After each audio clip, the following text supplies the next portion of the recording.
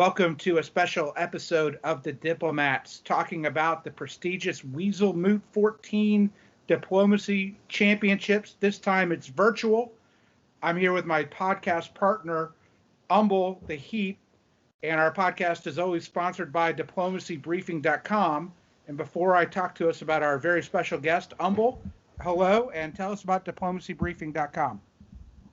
Well, hello, and Diplomacy Briefing is a weekly email that keeps everyone updated on what's happening in the diplomacy hobby, talks about upcoming tournaments, the results of those tournaments, new variants that come out. There's always a strategy article every single week. We're at a point right now where we have over 600 subscribers and followers across every platform. Email is the best way to get it. So if you go to diplomacybriefing.com, you can subscribe. It's free, and it's the way to stay connected. All right, and we are here to talk about the Board 2 of the first round of Weaselmoot 14. We will release this podcast at the end of the tournament. We have a very special guest whose name I will probably get wrong. He will correct me. All the way from Montreal, Canada, Nicolas Sahuguet. How did I do, Nicolas? Very good, very good. Okay. Before we talk about the game, tell everybody a little bit about yourself. You're a world champion in diplomacy, but how did you get into the game? What attracts you to the game, and why do you continue to play? So I think I got the board game when I was a kid, and I don't think I've ever organized the 7-player games, but I was playing with with maybe my brother and a few other people, and then I think in high school and in early college, I played a couple of games with some friends, and I completely stopped playing. Then, I moved to the US to study, and I completely forgot about the game. Then in 2001, I moved back to Belgium for my first job. And a friend of mine from college just told me about a website where you could play diplomacy online. It was a French website. It was called 18centers.com. And when you're a postdoc and you have a lot of free time on your hand, I started playing quite a bit. And then there were a tournament organized in Brussels where I was living. And so I went there, and I met, there was Yann Clouet, who was a future world champion, and some other top players. And so I got also hooked from the face-to-face thing. And I started playing a couple of French championships, and it was like a huge tournament with more than 100 players. And I played a couple of these tournaments with the first French tournament I did very well. I finished third. I played on the top board, and I was really hooked by this game. And then in 2005, I got my job in Montreal. So I moved to Montreal, and I kind of stopped playing and talking to the European hobby. But in 2006, the World Championship was in the summer in Berlin, and I knew I was in Europe, so I just decided to go. It was my second international tournament, and I don't know what happened. I just happened to win the whole thing. Just luck. I don't know what happened. They said I won. No, really, at the time I was mostly an online player, so I was playing a lot on gunboat games, a lot of what now they call speedboat games. I was playing a lot of live games on this French website. And so I think tactically I was pretty sharp, and I could write orders pretty quickly. And also I think psychologically I've never been too much manipulated by other players. I'm pretty steady on that front. And also I was pretty lucky that nobody knew about me. So I think I played pretty well, because I think out of the weekend of 4 boards, I topped 3 of them. But on the top table, I think it's just they gave me a little bit of room, and then they didn't realize that when you're playing against a good online player who knows how to move the pieces around, if you give him a bit of space, he's just going to crush you. So they give me a bit of space, and I started just playing gunboat mode, and I went from 6 to 7 to 9 to 13 to 16, and then I was world champion. And frankly, at the time, I was not such a great player. I think I was, if you give me a good position, I knew how to move the pieces, but I think I'm much better now. But now people don't give me so much space and so much freedom. So, but I kept playing. So I used to I haven't been going to face-to-face tournament too much, but I was trying to go almost every year to the World Championship. So I missed a few, but not so many. And yeah, with the COVID, I've been being able to join these virtual tournaments where it's almost face-to-face, it's almost online. So I like the format, and I had quite a bit of time. So here I am. So I have a question or two, if that's all right. Yeah, Yes, go. so- It's your podcast too. Okay, so several things that you mentioned kind of caught my attention that if you're okay, I'd love for you to elaborate. Yes. I think one of the first things there is you kind of mentioned how online really helped you tactically to the fact that you really felt like you had an advantage in those situations. And Yes. I'm someone who enjoys, I'm similar to you, except I'm not a world champion, but I enjoy both online and face-to-face and this virtual format. I've really enjoyed all three, but I've always kind of noticed that there's a little bit sometimes of a, I know everybody's got their preferences, but sometimes I think there's a few people that almost kind of have looked down on online play.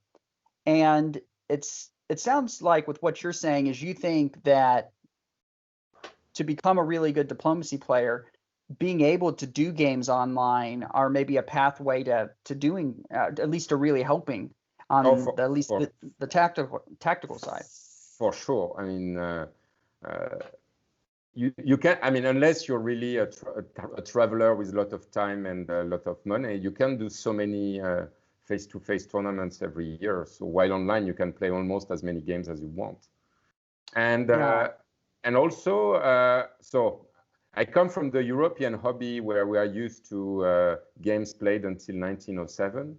So these games are short, so you can really play lots of them.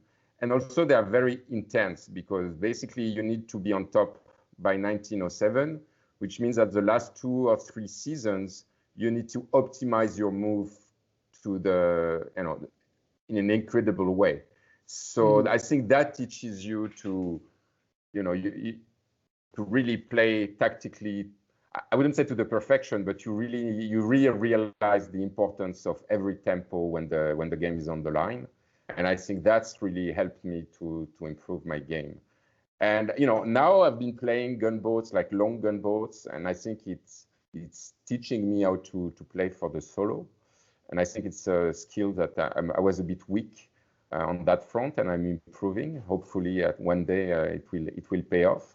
But I think these short games, I think the Americans look down on these short games, but for teaching the game and for learning the tactics and learning also board control, how to balance other powers, they are very important because you know that by 1907 you must be on top of the board, and so if you let somebody go away with it, then it's too late. So it really teaches you to optimize your tactics and also to control the rest of the board.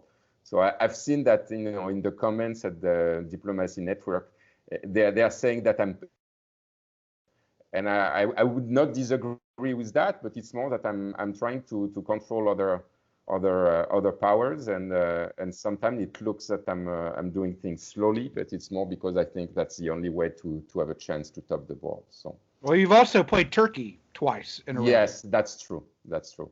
Usually I play Turkey slowly, and other countries I'm a bit faster.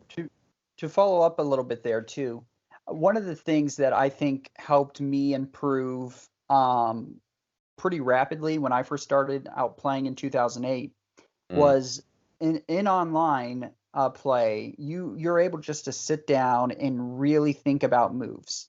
Yeah, you're able to plan things out, do creative things, and you're able to learn how to be really efficient with your moves too, because you've got this time to think out, okay, if I make this move set in the spring, how does this play off into next year? And as you continue to do that, you start to kind of, I think, develop a little bit of muscle memory. Intuition.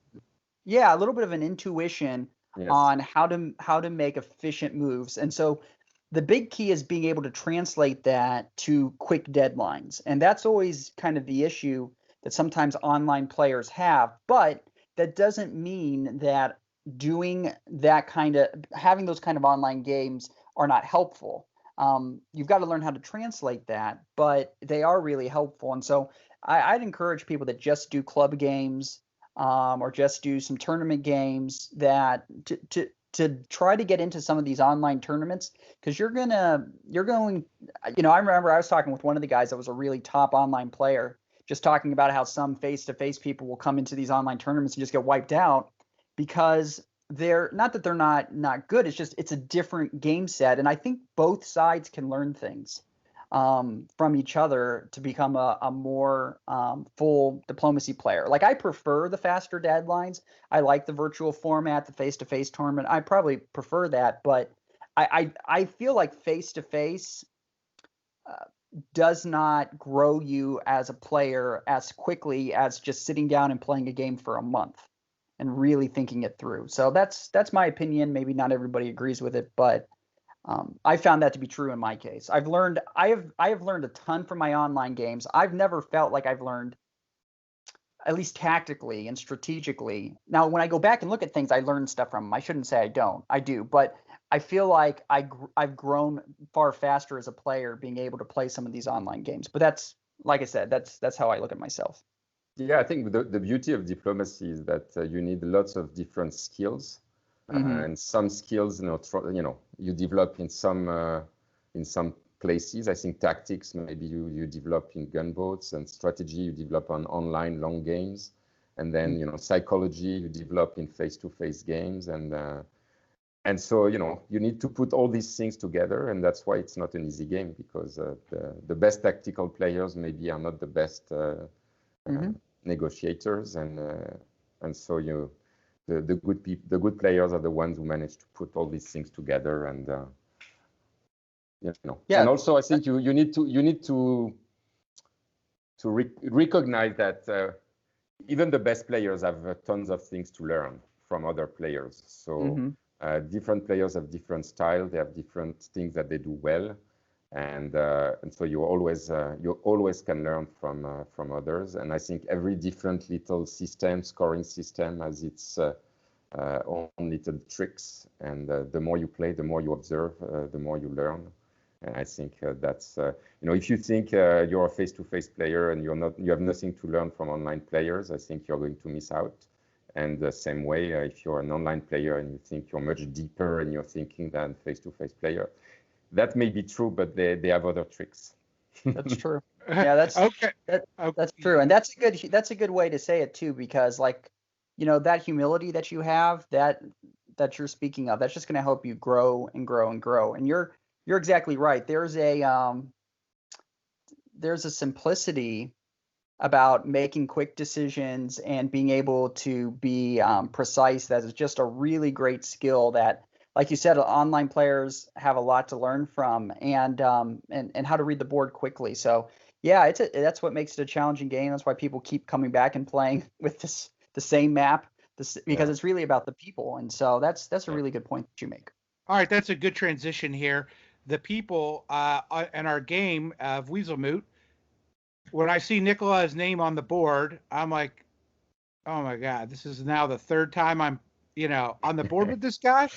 The first time was very scary talking to him. I was on with him and Eddie Brisson. It was my first virtual game ever. The second game, we got along pretty well, and I really liked him. And the third game, I wasn't intimidated by him, because I think I got to know him a little bit better. I was intimidated by his tactics. But Nicolas, when you look at a board, everyone fears you. That's the reputation that you have.